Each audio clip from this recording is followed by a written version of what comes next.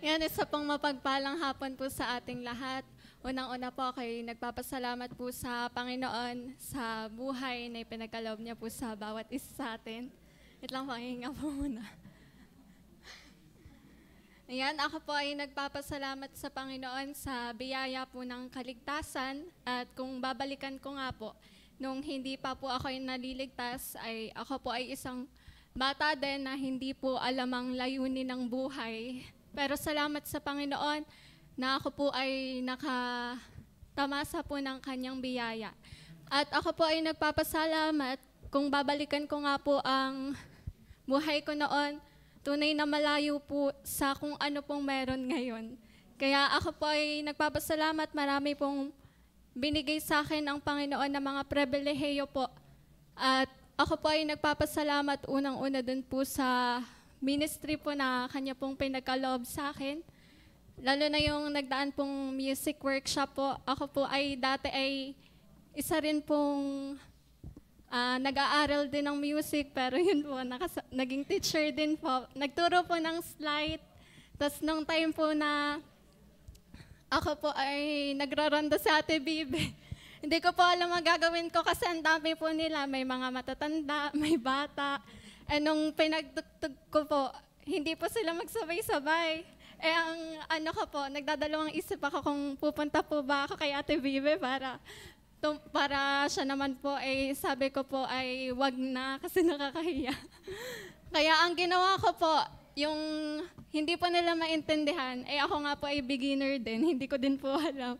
Pero sa biyaya po ng Panginoon, kung ano po yung natutunan ko kay Ate Bibe, ay nagawa ko din po sa mga yan. At kung kailan po malapit nang pumasok sa Ate Bibe, saka lang po namin nakuha yung kanya pong pinapatugtog. At yun po, tunay na biyaya na pinagkaloob po sa akin ng Panginoon. At nanginginig po ako. Ayan po, ako ay nagpapasalamat sa ganon. At yun po, babalik po ulit dun sa ako po ay hindi pa save. Ako po ay, tanda ko po nun, ay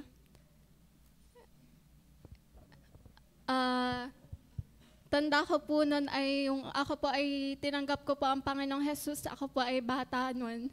Siguro po ay ako po ay grade 3. Ako po ay, yun nga po, kami po ay dalawa lang ng kapatid ko. Palaging, at nung time po, siguro po ay bumagyo nun. Tapos after po nun ay, wag ko yun, no?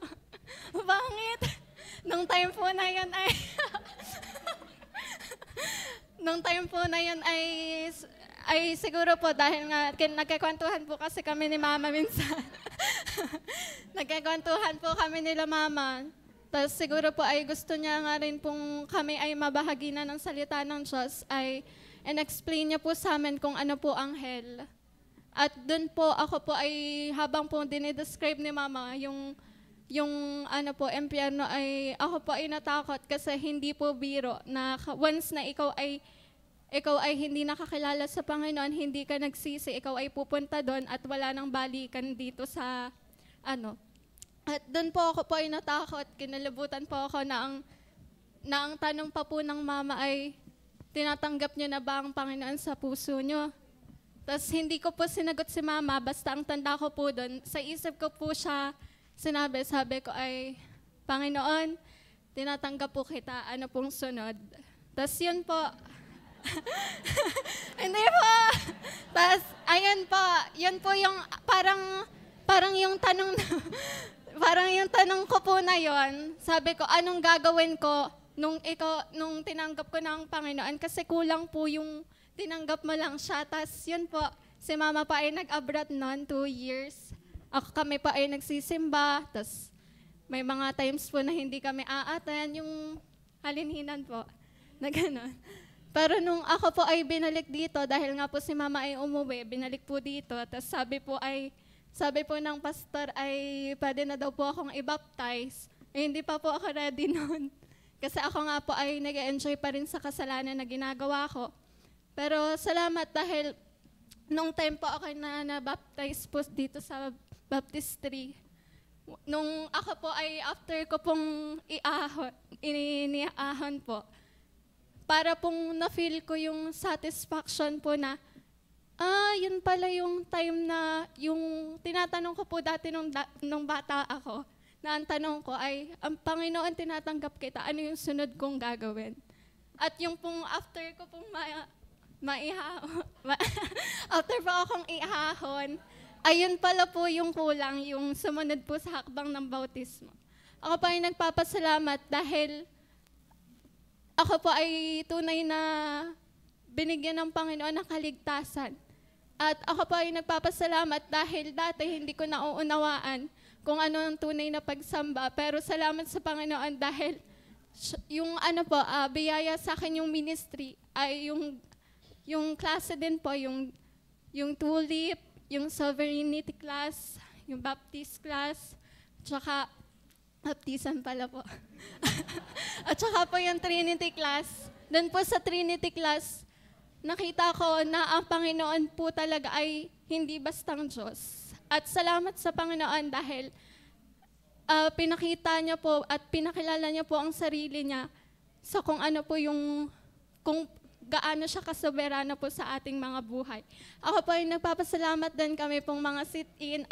Last year po ay kami po ay naka-attend na din 3, ngayon naman po ay 5 kami. At biyaya po na kita ko po yung ibang mga bago. Nakanganga na po dun sa first day pa lang. Hindi po nila alam ang sagot kasi po, nagdedebate na po sina Kuya Mark. Meron pong isa dong kaklase po nila na nagre-report. Tapos maya-maya, biglang sumabat po si Kuya Mark na hindi, ganito yan. Tapos si Sir Joban po, nagtanong po siya ng simpleng tanong, pero hindi po madaling sagutin. Kami po ay nakanganga na. Hindi po alam ang sagot. Tunay na hindi pala po madali talaga ang mag-aral po sa Bible School, kaya hindi na po ako Na-joke lang po. Nagkaroon po ako ng idea na ang papasukin ko po ay hindi basta lang din. Kasi nga, kung sa secular po ay mahirap, sa Bible School mas lalo po kasi ang pag-aaralan ay Panginoon. At kita ko po yung hirap nila, Ate Tonet. Nagagawa po, nagre-report po sila. Nag-aaral din.